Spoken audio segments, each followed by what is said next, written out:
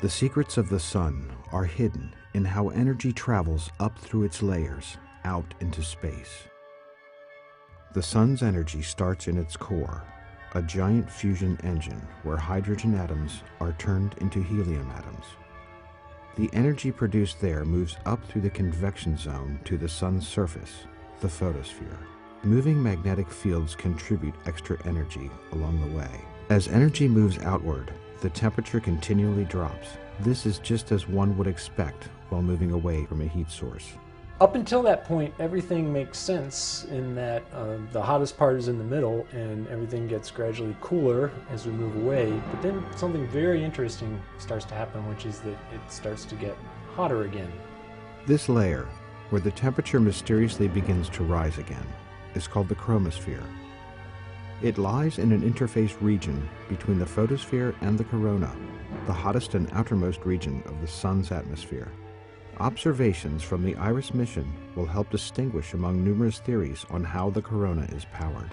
IRIS will show the solar chromosphere in more detail than has ever been seen before. It will be taking images and spectra of specifically chosen wavelengths of ultraviolet light, and these will be the highest resolution and perhaps more importantly at a more rapid rate than has ever been done before.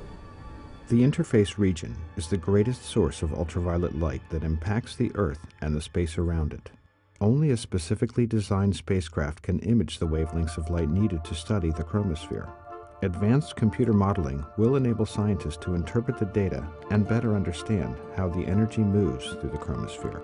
The light from the chromosphere is difficult to interpret because of the complicated interaction that the light has with the matter. It bounces around, if you will, many times before its final bounce towards us. And this means that that interaction between light and matter needs to be modeled in great detail, due to not just advances in computational power of computers, but in the computational techniques that have been developed by the IRIS team. We are in a position to do this. It takes only a small fraction of the chromosphere's energy to power the corona. Although the corona is extremely hot, millions of degrees, it's at a low density, so it doesn't actually take a lot of energy to heat it to that temperature. The chromosphere, on the other hand, is a much higher density, albeit lower temperature. And there's much more energy deposited in the chromosphere than the corona. So that a tiny fraction of that energy in the chromosphere escaping into the corona is plenty to power all of the processes that we see, from heating to such extreme temperatures to driving the solar wind that fills the whole solar system, impacting all the planets, including our own.